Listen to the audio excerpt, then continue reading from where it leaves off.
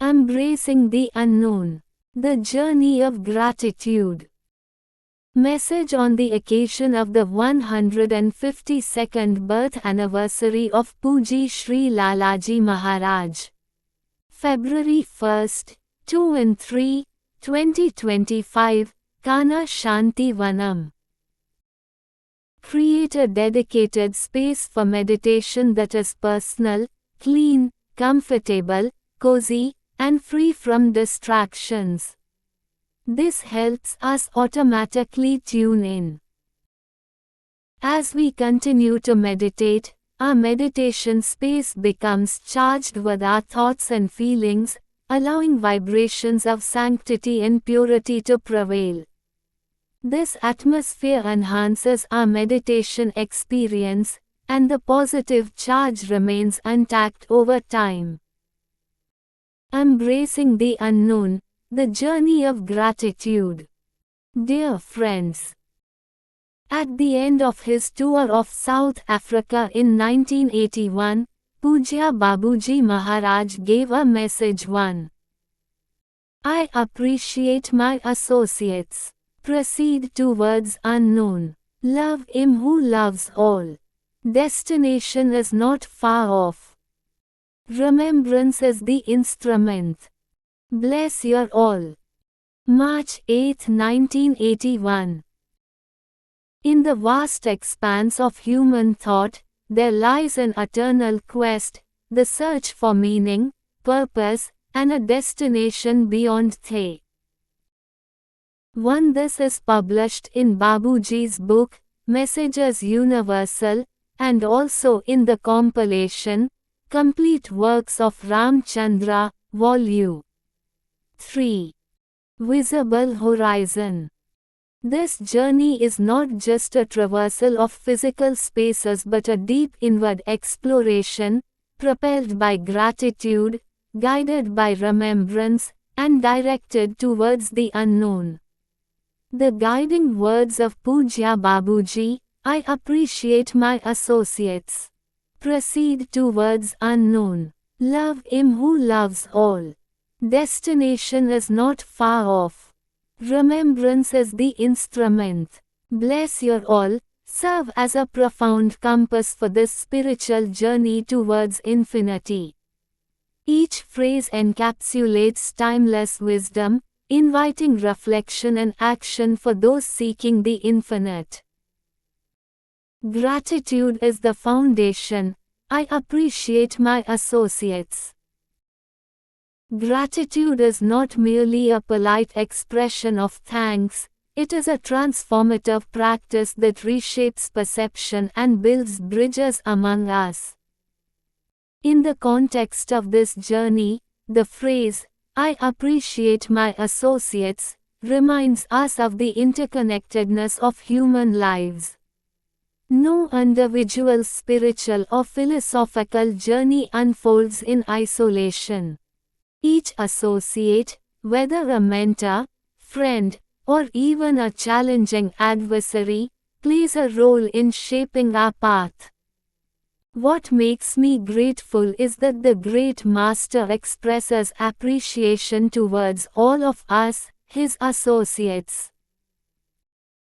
Philosophers like Martin Buber emphasize the I-thou relationship, where each interaction with another person is a sacred encounter. When we express appreciation, we elevate our relationships from mere transactional exchanges to meaningful connections imbued with respect and acknowledgement. This act of appreciation allows us to recognize the divine, the infinite within others, reflecting the interconnected web of existence. This very attitude of mutual appreciation towards each other embellishes and allows the expansion of the condition we experience at the Atma Chakra, the second chakra of the heart. In daily life, gratitude manifests as acknowledgement of the contributions of those around us. By appreciating our associates, we nurture relationships that provide support, guidance, and inspiration. This practice cultivates humility and reminds us that we are not self-sufficient beings but part of a collective journey.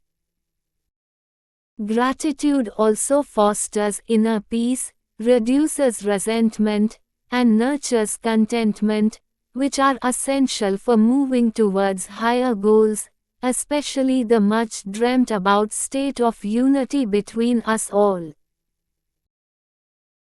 Gratitude also fosters inner peace, reduces resentment, and nurtures contentment, which are essential for moving towards higher goals, especially the much dreamt about state of unity between us all. Proceed towards unknown. Babuji's call to proceed is about our inner journey. Proceeding, as a continuum, means no halting, ever. The frustration of, what next? Cannot then arise. Craving for a comfortable spot on the shore, from where we begin, settles us into inertia, hence, the Kathapanishad declares arise, awake, rest not till the goal is attained. Our spiritual journey begins with an impulse of the Master, who is endowed with the capacity to impart pranahuti. Such a journey never ends, for to complete it would be to impose limits on the infinite, confining what is infinite to the finite, stripping it of its vastness. There are times when we feel on top of the world and fully satisfied with our inner state. And there are times when we do not feel inclined to meditate. The nuances of why this happens are well understood by all sincere seekers. This duality of being satisfied and unsatisfied is the essence of the spiritual journey. True joy in the dance of life arises not from a state of complete satisfaction or dissatisfaction, but from the dynamic tension between the two. True joy in the dance of life arises not from a state of complete satisfaction or dissatisfaction, but from the dynamic tension between the two. Satisfaction brings inertia, dissatisfaction brings complaint. The space in between, where neither is fully realized, is where life truly flows, and where joy manifests. Life's vitality lies in movement, dynamism, and continuous proceeding. The divine itself is movement, nay, it is the continuous expansion we call Brahma. To walk with a guide who keeps nudging us, directly and indirectly, is to recognize that the journey is the destination. Every step becomes an expression of gratitude. Consciousness, too, is a flow, not a fixed point. It has no destination, for a destination implies an end, and life is endless. As an analogy, a flower does not stop at blooming, it must fade, transform, and spread its essence into countless other blooms. Let us observe the beauty of a flower turning to seeds. Seeds may remain dormant and almost stone-like, but they are not stones. There is a great potential waiting to burst forth. Though a seed may rest, seemingly inert, it holds within it the potential for dynamic growth. Its stillness is not the stillness of a stone, but a waiting for the right moment to flow, to bloom, to spread. In contrast, a stone remains inert, bound by its lack of movement. In this way, attachment to fixedness, whether physical, mental, or emotional, is the worldly mind's trap. True freedom lies not in abandoning one thing for another, but in releasing the very habit of holding on. Life's true essence is in movement, in becoming, in the infinite unfolding. The unknown has always held a paradoxical allure, often paralyzing us with fear of some sort. It represents mystery, potential, and the infinite, a destination that beckons but resists definition. The directive to proceed towards unknown is both a challenge and an invitation to transcend the familiar boundaries of thought and experience. Moving towards the unknown needs true courage. Courage is an outcome of clarity of our goal and faith in the practice and the master. Faith is not blind belief, but a deep trust in the process and in our inner capacity to reach the goal. Proceeding towards the unknown also denotes a continuous journey, swimming in the shoreless ocean. Let us visit Babuji's masterpiece book, Towards Infinity. When we enter this ultimate state, we are in a state of oneness. This is in fact the real sphere of Advaita, though if consciousness of it remains, duality has not yet forsaken us in the true sense. In other words, the ultimate changeless state has not so far dawned. As a matter of fact, it is the place where the feelings of both duality and non-duality become extinct. Philosophically, the unknown can be understood as the ultimate reality, often described in spiritual terms as the divine, the infinite, and enlightenment. In the works of mystics like Meister Eckhart, the unknown is not a void but a profound fullness that transcends human comprehension. Similarly, in Eastern traditions like Advaita Vedanta, the unknown is the realization of the self's oneness with the absolute reality. Beauty is when we transcend both dimensions of Dvaita and Advaita. Moving towards the unknown needs true courage. Courage is an outcome of clarity of our goal and faith in the practice and the master. Faith is not blind belief, but a deep trust in the process and in our inner capacity to reach the goal. One of the greatest barriers to embracing the unknown is fear, fear of losing the familiar, fear of failure, and fear of dissolution of the ego. To overcome this fear, we cultivate faith, surrender, and openness. These qualities allow us to see the unknown not as a threat but as a vast field of potential and growth. Inherent in the call to proceed towards unknown is the understanding that the journey itself is transformative. The destination may remain elusive, but each step towards it shapes us. As Rainer Maria Rilke writes, be patient towards all that is unsolved in your heart and try to love the questions themselves. Love him who loves all. How are we to love without heart? A heart imbued with love for the divine becomes the holiest of holy temples. I consider this quote of Babuji as one of the Mahavakyas too of Sahaj Marg philosophy. The idea of loving him who loves all aligns our hearts with universal principles. It allows us to experience inner freedom. We are no longer weighed down by the need for validation or reciprocation in relationships. Strengthen the spiritual connection. This love deepens our bond with the divine and enhances our sense of purpose. Foster universal compassion. By loving universally, we become more compassionate and empathetic towards everyone, transcending personal biases.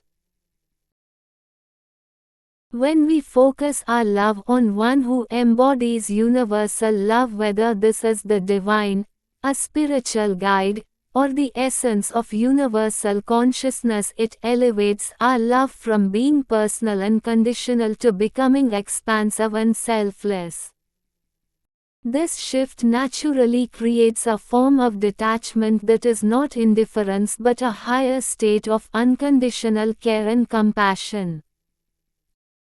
Detachment in this context does not mean loving others less or withdrawing from relationships. Instead, it means two great sayings: freeing our love from the grip of expectations and selfish desires, loving others in a way that honors their individuality without clinging or controlling, finding joy in giving love without needing it to be returned in specific ways. This is what heartfulness emphasizes.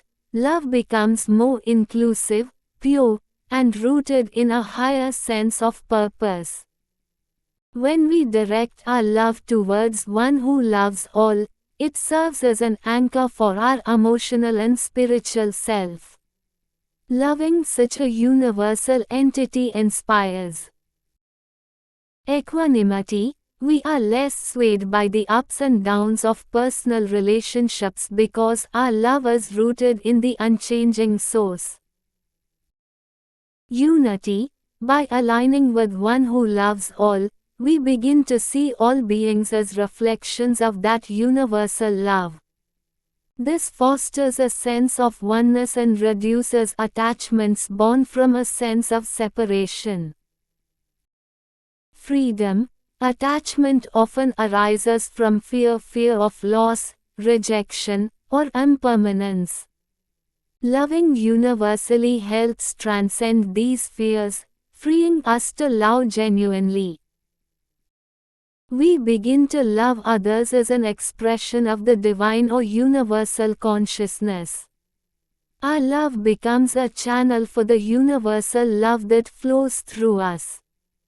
This approach allows us to love deeply while staying free from possessiveness or dependency. Love becomes more inclusive, pure, and rooted in a higher sense of purpose. When we direct our love towards one who loves all, it serves as an anchor for our emotional and spiritual self.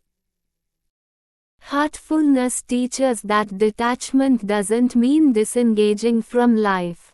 It means participating fully, with a heart that is centered and not bound by attachment. Through practices like meditation and remembrance, we naturally develop this quality. We learn to offer love without expecting anything in return.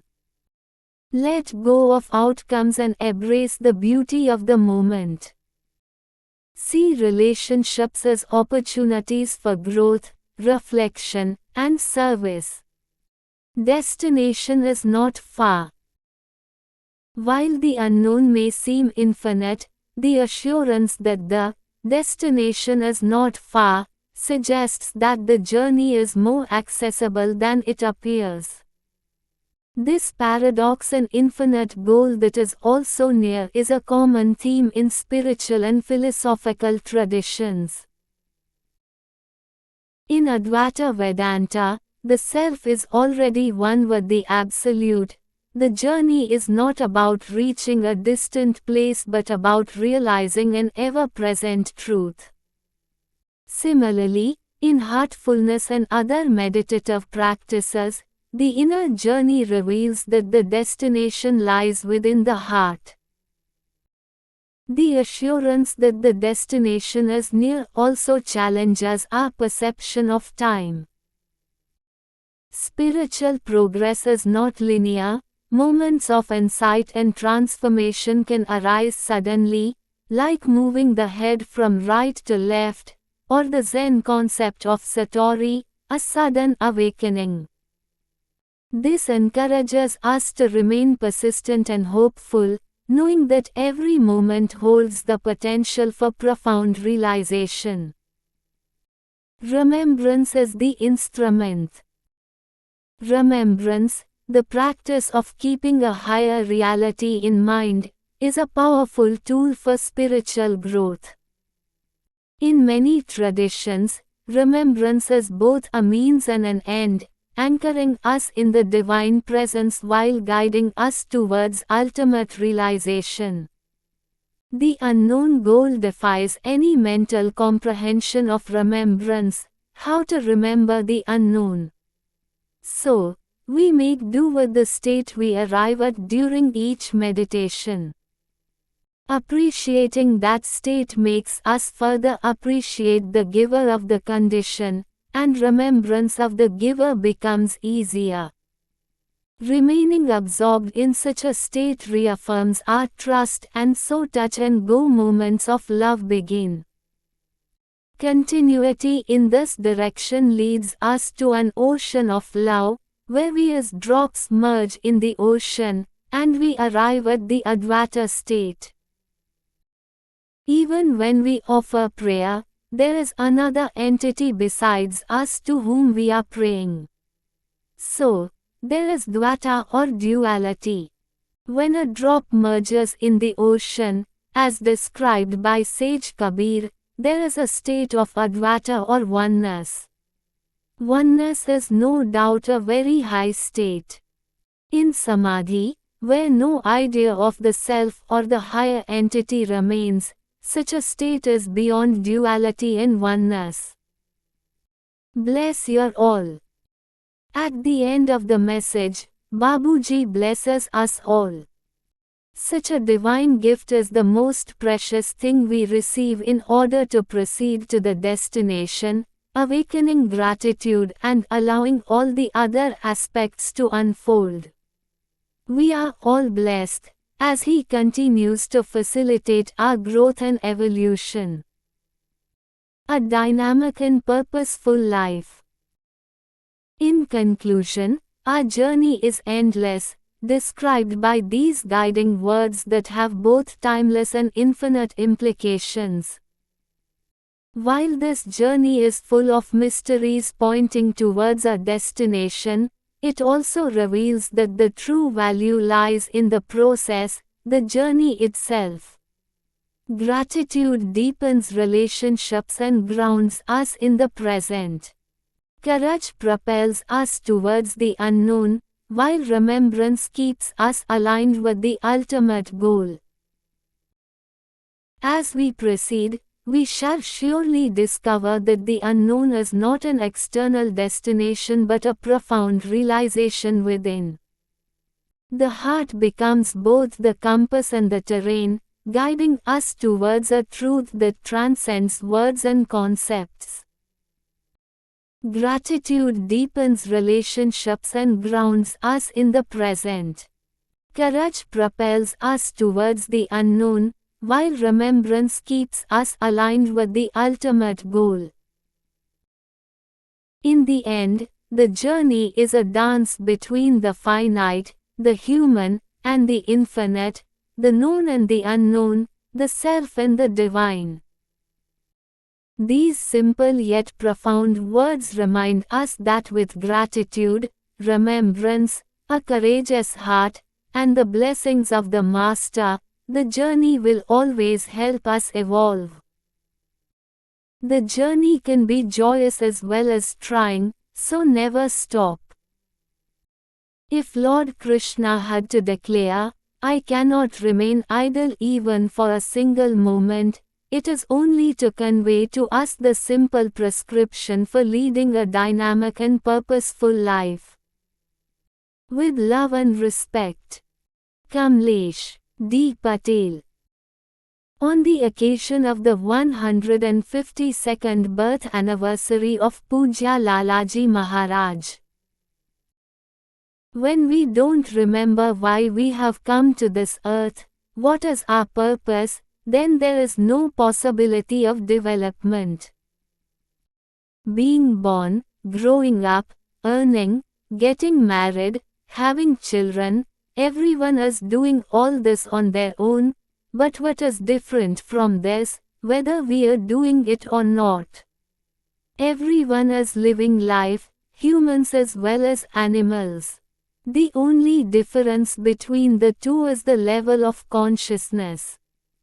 More than 7 billion humans are present in this world with developed brains, yet the life of humans on Earth is full of dangers. There is an atmosphere of unrest. This can be changed for the better only through spirituality. The day every human will always realize that my purpose is to be divine and developed, from that day onwards the earth will start transforming into heaven, then the coming generation will also do the same which the previous generation will leave behind. Babuji Maharaj discuss about strategies to cultivate constant remembrance. This golden guidance of Babuji Maharaj has been insightful in terms of inculcating remembrance on a day-to-day basis. If you go on with your busy routine of life dedicating everything to your master, imagine what good will it bring to you in the long run. While doing a thing, think that you are not doing it for yourself but for your master, rather think that master himself is doing it for himself. While at the breakfast table, you must think that your master is breaking his fast. When you go to the office, think that your master is doing it all. While returning from the office, suppose you see an attractive dance on the way. Your eyes are caught by the charming appearance of the dancer. Then also think that your master, and not you, is seeing the dance. You will at once lose curiosity for it because your master's power will begin to flow in to relieve you of the temptation. When you come back from the office, your children rejoice to see you after so many hours. You too enjoy the merriment and it is natural. Your attention for a while is diverted towards them, and you feel a bit away from the sacred thought. What you are to do then is to think that your master within is himself enjoying, and you shall be in touch with the same sacred thought again. If you are chatting with your friend, think that your master, not you, is talking to him. While walking, think that your master himself is walking. Even during your meditation, if you entertain the idea that not you but your master himself is meditating on his own form, it shall bring about excellent results. Similarly, you can adjust yourself in all your routine of work. If you cultivate this feeling and maintain the outlook that your master is doing everything in your place, you shall not only be in constant remembrance all the while, but your actions will cause no impression whatsoever, and so you will cease making further sanskaras.